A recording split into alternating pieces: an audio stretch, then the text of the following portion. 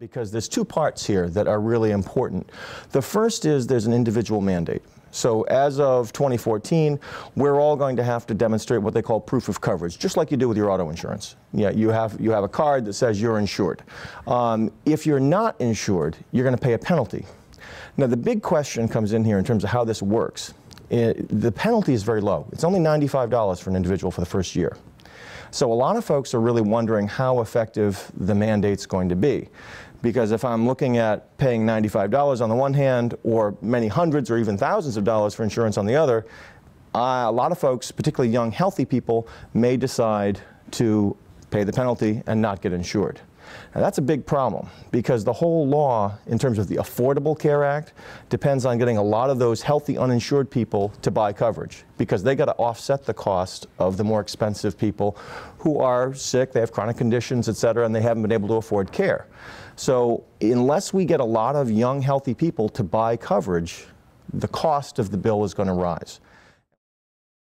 The people who buy coverage through these new exchanges like HealthSource Rhode Island will qualify for subsidies in many cases, which means public dollars helping to defray the cost of their health insurance coverage. The law was hoping to go to the next question that you brought up, to have most of the employers continue to provide coverage and to give an incentive for employers who are not covering workers to do so. They've postponed that to 2015.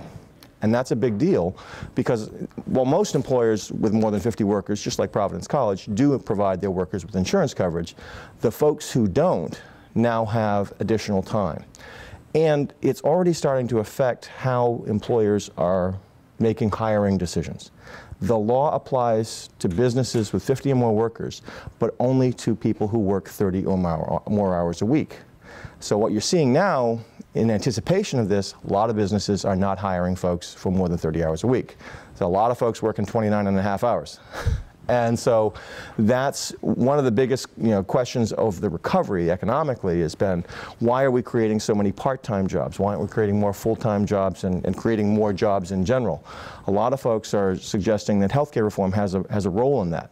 The size of its contribution to that problem is not known yet, but we do know that a lot of employers are making decisions kind of looking down the road at what might happen in 2014 or 2015.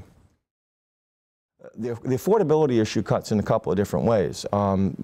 As I mentioned, there are going to be some subsidies. So the state's cost, the federal government's cost is probably going to be higher. The individuals who previously couldn't buy coverage, they're probably going to find it much more affordable. It's still not inexpensive. Except for folks who are really lower in income.